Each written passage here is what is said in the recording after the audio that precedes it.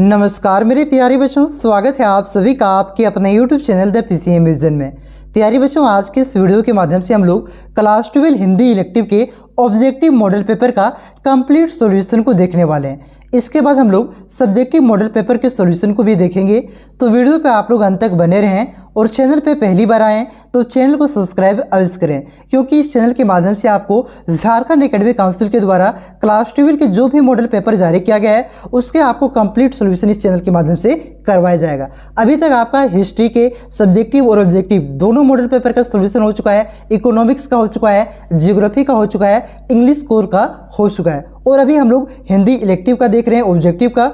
कुछ देर के बाद आपका सब्जेक्टिव मॉडल पेपर का भी सॉल्यूशन अपलोड करा दिया जाएगा, ठीक है, जिसका लिंक नीचे प्लेलिस्ट में दिया हुआ है। आप लोग उससे वहां से जाकर के देख सकते हैं अगर इन सब्जेक्ट के मॉडल पेपर का सॉल्यूशन आप लोगों ने नहीं देखा है तो, ठीक है। तो चलिए अब हम लोग शुरू करते हैं प्रश्नों को। तो देखिए बच्चों, यहाँ पे कुछ सामान्य निर्देश दिया गया है।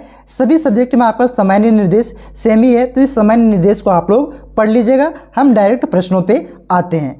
तो देखिए बच्चों, खंड का में आपका अपठित बोध है, यानी कि आपका एक पैसेज दिया हुआ है और एक आपका काव्यांश दिया हुआ है, जिसको पढ़ करके उसके नीचे दिए गए प्रश्न का उत्तर आपको देना है। तो देखिए यहाँ पे निर्देश दिया गया है कि निम्नलिखित गद्यांश को ध्यानपूर्वक पढ़ करके प्रश्न संख्या 1 से 4 के लिए सही विकल्प का चयन करना है, यानी कि इस पैसेज को आपको ध्यान से पढ़ना है और जो क्वेश्चन नंबर 1 से 4 तक है उसके सही विकल्प का आपको चयन करना है, उसके उत्तर को इसी से आपको ढूंढ करके लिखना है। तो देखिए बच्चों, आपका पैसेज पहले आप लोग एक बार पैसेज को आराम से पढ़ सकते हैं। तो पहले आप लोग क्या करिएगा, एक बार क्वेश्चन को पढ़िएगा, उसको ध्यान में रखते हुए पैसेज को आपको पढ़ना है, ठीक है। तो यहाँ पे उसके सारे आंसर को मैं बता देता हूँ आपको और उसका पैसेज में कहाँ पे उत्तर है वो भी मैं आपको बता देता हूँ, ठीक है। तो देखिए पहला क्वेश्चन है आपका कि वर्तमान समय में दी जाने वाली शिक्षा की विशेषता निम्न में से कौन सी है। तो इसका उत्तर कहाँ पे दिया हुआ है, देखिए इसका उत्तर यहाँ पे आपका दिया हुआ है। पैसेज में शुरू से पढ़िए। देखिए, वर्तमान शिक्षा पद्धति के अंतर्गत हम जो भी विद्या प्राप्त कर रहे हैं उसकी विशेषताओं को सर्वथा नकारा भी नहीं जा सकता है। यह शिक्षा कुछ समय तक हमारे दृष्टिकोण को विकसित करता है। तो पहली की विशेषता क्या है, दृष्टिकोण को विकसित करता है। उसके बाद देखिए इसमें आगे लिखा गया है हमारी मनीषा को प्रबुद्ध बनाती है, यानी कि जो हमारी बुद्धि है बच्चों उसको क्या करता है, तेज करता है। उसके बाद तीसरी जो इसकी विशेषता दिया गया है कि भावनाओं के चेतना करती है, यानी कि जो हमारे भावनाओं की चेतना है उसे जगाती है। तो यहाँ पे जो इसका देखिए बच्चों ऑप्शन ये में आपके दृष्टिकोण को विकसित करता है, ये भी है। ऑप्शन 2 में आपका क्या है, बुद्धि को तेज करने वाली। तीसरी आपका दिया हुआ है कि व्यक्ति की भावना को सचेत करने वाली। तो इस प्रकार से जो इसका आंसर होगा बच्चों ऑप्शन नंबर 4 हो जाएगा। इनमें से सभी, ये सभी इसकी विशेषता है। ऑप्शन नंबर 4 तब इसका करेक्ट आंसर हो जाएगा, इनमें से सभी। उसके बाद देखिए अगला क्वेश्चन है कि आज पढ़ा लिखा युवक अपने जीवन का बहुमूल्य समय कहाँ नष्ट कर देता है। तो देखिए पैसेज में इसका आंसर कहाँ पे दिया हुआ है मैं आपको बता देता हूँ। देखिए इसको यहाँ से आप लोग पढ़िएगा।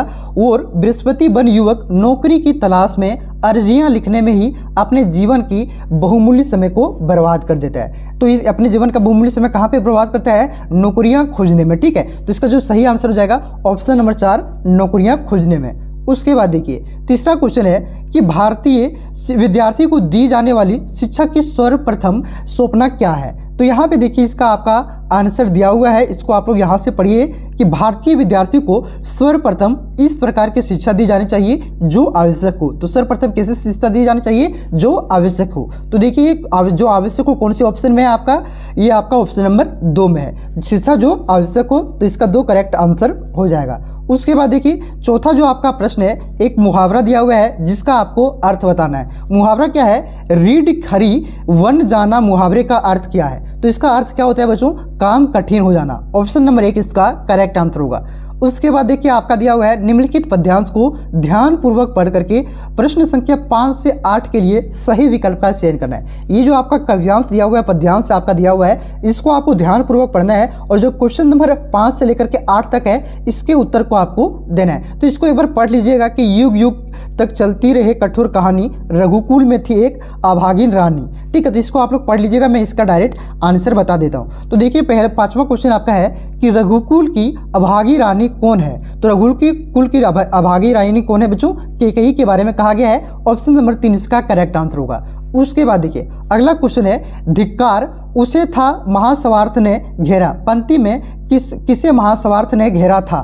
तो किसको घेरा था? कैकेयी को घेरा था। यानी कि ये जो काव्यांश है आपका, पद्यांश है, एक तरह से रामायण को इंडिकेट करके बताया गया है, ठीक है, उसी को आपको यहाँ पे समझना है। उसके बाद देखिए अगला क्वेश्चन आपका कि प्रभु शब्द किसके लिए ये प्रयोग हुआ है? तो किसके लिए हुआ है बच्चों? आपका हुआ है ये राम के लिए हुआ है, भगवान श्री राम के लिए प्रभु शब्द प्रयोग हुआ है। ऑप्शन नंबर 1 इसका करेक्ट आंसर होगा।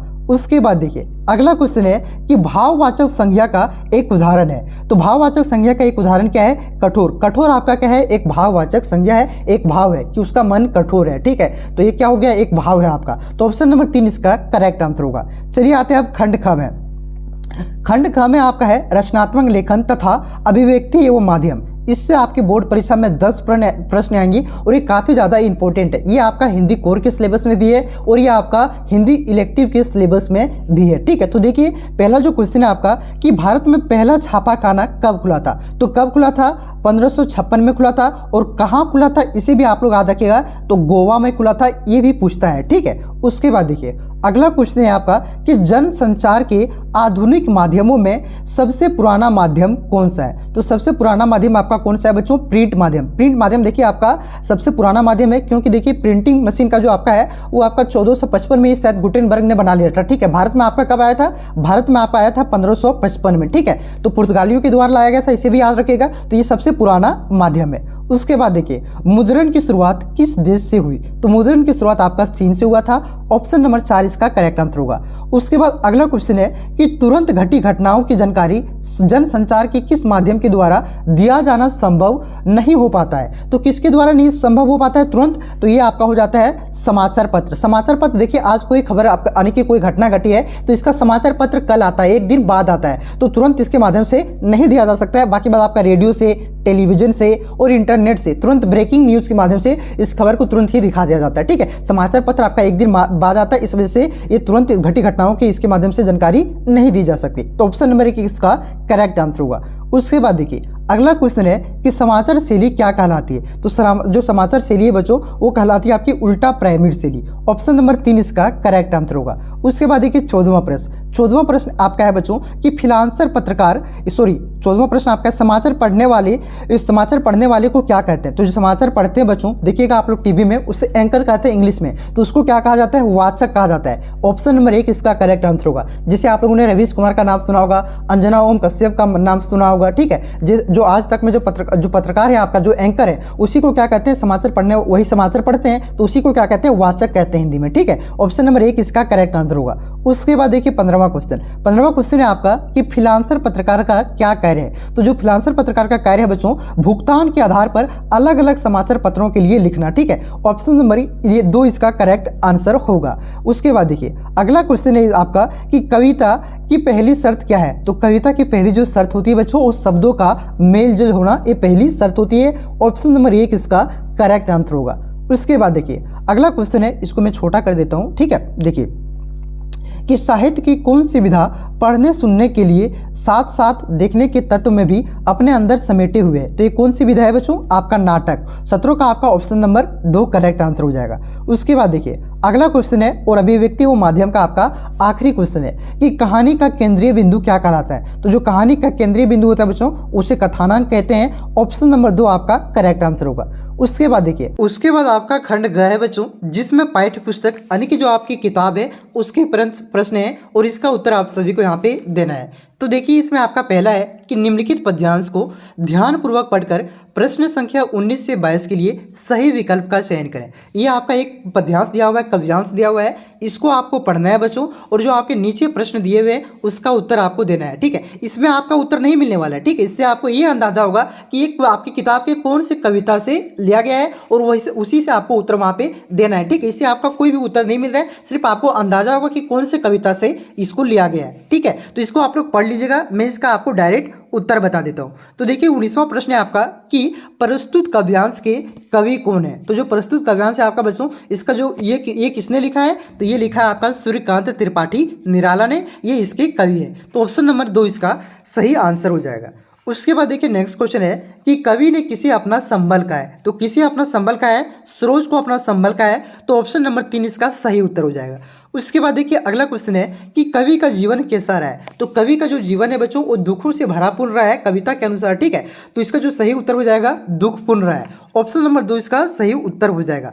उसके बाद देखिए अगला क्वेश्चन है आपका कि विकल शब्द का अर्थ है। तो विकल शब्द का अर्थ क्या होता है? व्याकुल होता है। ऑप्शन नंबर 1 इसका करेक्ट आंसर होगा, लेकिन यहाँ मिस्टेक से 5 लिख दिया है, मिसप्रिंट है। इस पर आप लोग ध्यान मत दीजिए, इसका जो सही उत्तर होगा उस पर आप लोग ध्यान दीजिए, ठीक है। तो इसका जो विकल्प का शाब्दिक अर्थ होगा वो क्या हो जाएगा? व्याकुल हो जाएगा।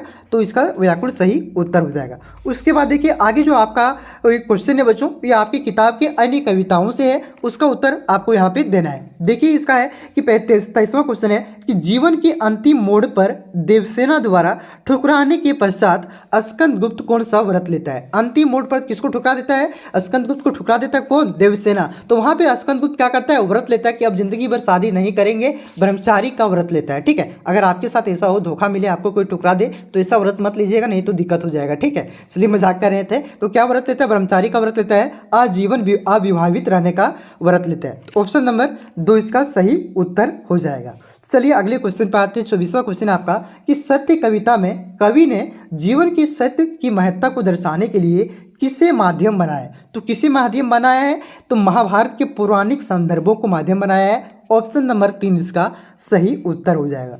चलिए आते हैं अगले क्वेश्चन की ओर। अगला क्वेश्चन है आपका कि तुलसीदास की प्रसिद्ध रचना इनमें से कौन सी है? तो तुलसीदास की जो प्रसिद्ध रचना है बच्चों, इनमें से आपका रामचरितमानस है। ऑप्शन नंबर 4 इसका करेक्ट आंसर होगा। उसके बाद देखिए अगला क्वेश्चन है कि पी सो कहेहु संदेशड़ा ये भरवा ये कागा, ये पंक्ति जो आपका है किस कवि की है, यानी किस कवि के द्वारा यह पंक्ति लिखा गया है? तो ये आपका लिखा गया है बच्चों आपका जियासी के द्वारा यह पंक्ति लिखा गया है। ऑप्शन नंबर 1 इसका करेक्ट आंसर होगा। और जो जियासी का पूरा नाम है वो है मलिक मोहम्मद जियासी, उसी के द्वारा यह आपका लिखा गया है। तो ऑप्शन नंबर 1 इसका करेक्ट आंसर होगा।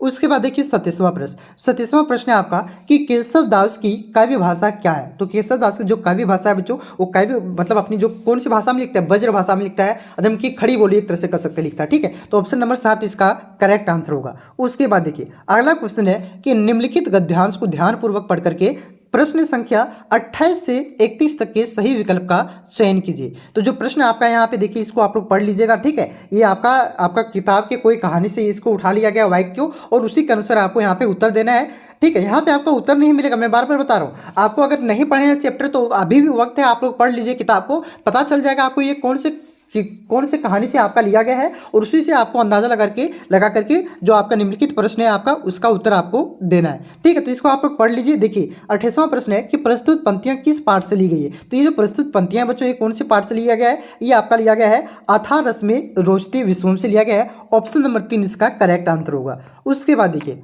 अगला क्वेश्चन है कि प्रस्तुत पंक्तियों के रचनाकार कौन है, यानी कि ये जो पंक्तियां लिया गया है वो कौन से कहानी से लिया गया है? कहानी से तो आपका लिया गया है अथाह समय रोचते विश्वम। तो इसको किसने लिखा है इस कहानी को बच्चों? तो इस कहानी को लिखा है आपका रामविलास शर्मा ने। किसने? रामविलास शर्मा ने लिखा है। ऑप्शन नंबर 3 इसका करेक्ट आंसर होगा। उसके बाद देखिए अगला क्वेश्चन है कि भारतीय जीवन विभाग कहाँ बंदी है? तो ये आपका संबंधों के पिंजड़ों में बंद है। ऑप्शन नंबर 3 इसका करेक्ट आंसर होगा। उसके बाद देखिए अगला क्वेश्चन है कि लेखक किससे धिक्कारता है? तो लेखक किससे धिक्कारता है बच्चों? ये लेखक आपका धिक्कारता है पराधीनता को बढ़ावा देने वालों को, ठीक है। ऑप्शन नंबर 2 इसका करेक्ट आंसर होगा, लेकिन यहाँ पे मिसप्रिंट से 6 लिख दिया है, तो आंसर पे आप लोग ध्यान दीजिए, ठीक है। तो ऑप्शन नंबर 2 इसका पराधीनता को बढ़ावा देने वाला ये आपका करेक्ट आंसर होगा। उसके बाद देखिए आपका है कि रामचंद्र शुक्ला के पिता का तबादला जब हरीमपुर से मिर्जापुर हुआ तब शुक्ला जी की उम्र कितनी थी? तब शुक्ला जी की उम्र कितनी थी? 8 वर्ष था। ऑप्शन नंबर 1 इसका करेक्ट आंसर होगा। उसके बाद देखिए अगला क्वेश्चन है आपका कि सुमरिनी के मन के पाठ के अंतर्गत कितने लघु निबंध हैं? तो कितने लघु निबंध हैं बच्चों? 3 लघु निबंध हैं। ऑप्शन नंबर 2 इसका करेक्ट आंसर हो जाएगा। उसके बाद नेक्स्ट क्वेश्चन है कि मैं भाभियों के नौकरी करके पेट पाल लूंगी, यह कथन किसका है? तो ये जो कथन है आपका बड़ी बहुरिया का है। ऑप्शन नंबर 2 इसका करेक्ट आंसर होगा, ठीक है। उसके बाद देखिए अगला क्वेश्चन आपकी कि दूसरा देवदास की कहानी की नायिका कौन है, यानी कि हीरोइन, उसमें नायिका कर सकते हैं, हीरोइन कर सकते हैं एक तरह से, वो कौन है बच्चों उस कहानी में, आपकी जो दूसरा देवदास कहानी है उसमें कौन है। तो उसमें जो आपका है बच्चों वो है आपका पारो। पारो आपकी उसमें नायिका का रोल करती है, मतलब एक तरह से नायिका के कैरेक्टर में उसको दिखाया गया है। तो ऑप्शन नंबर 3 इसका सही उत्तर हो जाएगा। उसके बाद देखिए अगला क्वेश्चन है कि कुटुज के पौधे की क्या विशेषता है। तो कुटुज के पौधे की क्या विशेषता है बच्चों, अपराजित जीवन शक्ति, ये इसकी विशेषता है। तो ऑप्शन नंबर 1 इसका करेक्ट आंसर होगा। उसके बाद देखिए अगला क्वेश्चन है सूरदास की झोपड़ी पाठ के अंत में सूरदास क्या निश्चय करता है। तो सूरदास उसमें क्या निश्चित करता है बच्चों कि वह पुनः झोपड़ी बनाने का, ठीक है, कि वो फिर से उसकी जो झोपड़ी जल जाती है वो फिर से वो झोपड़ी को बनाएगा। ऑप्शन नंबर 3 इसका करेक्ट आंसर होगा। रियलिटी बताएं कि ये कहानी जब हम पढ़े थे ना तो कसम से एकदम मन मतलब इस तरह लगने लगा था, रोने टाइप का लगने लगा था, ठीक है।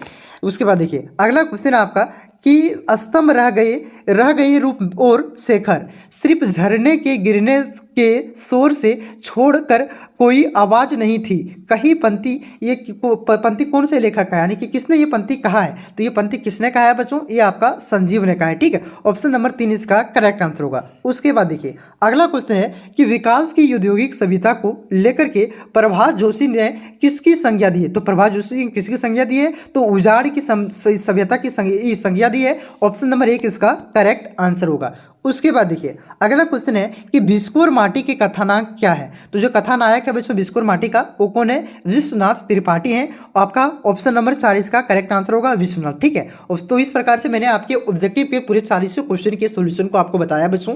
अभी कुछ देर के बाद आपका सब्जेक्टिव का अपलोड हो जाएगा। हिस्ट्री का देखिए आपका जो है हिस्ट्री का ऑब्जेक्टिव और सब्जेक्टिव दोनों अपलोड हो चुका है। इकोनॉमिक्स का आपका दोनों अपलोड हो चुका है। और आपका जो इंग्लिश स्कोर का बच्चों वो आपका इंग्लिश स्कोर का तो आंसर आपका दिया हुआ था ऑब्जेक्टिव का, ठीक है। सब्जेक्टिव का भी अपलोड कर दिया गया उसको, और ऑब्जेक्टिव का भी आपका एक्सप्लेन करके अपलोड किया गया है। उसको एक बार आप लोग जरूर देख लीजिएगा। उसमें किस प्रकार से प्रश्नों को पैसेज को पढ़ना है, आपको समझना है, सारा कुछ बताया गया है, ठीक है। और ज्योग्राफी का आपका ये ऑब्जेक्टिव और सब्जेक्टिव उसका भी सारा कुछ अपलोड हो चुका है, ठीक है। आगे आपको कौन सा सब्जेक्ट का आपको चाहिए कमेंट बॉक्स में बताइएगा। अगर ये सब सब्जेक्ट आप लोगों ने नहीं देखा है तो नीचे डिस्क्रिप्शन में प्ले लिस्ट का लिंक दिया हुआ है, आप लोग उसे वहां से जाकर के देख सकते हैं, ठीक है बच्चों। कुछ देर के बाद इसका सब्जेक्टिव अपलोड कर दिया जाएगा, आप लोग उसे भी देख लीजिएगा। क्योंकि देखिए नोटिफिकेशन नहीं जाता है, ठीक है। तो बच्चे सोचते हैं कि अपलोड नहीं किया गया, नहीं, सारा आपका धीरे धीरे सारा अपलोड कर दिया जा रहा है। एक बार आप लोग क्या कीजिए प्ले लिस्ट को चेक करते रहिए कि कौन कौन सा सब्जेक्ट अपलोड किया गया, प्रत्येक का नोटिफिकेशन आपके पास नहीं जा रहा है, ठीक है। तो चलिए अब मिलते हैं नेक्स्ट वीडियो में, तब तक के लिए जय हिंद, जय भारत, जोहार झारखंड।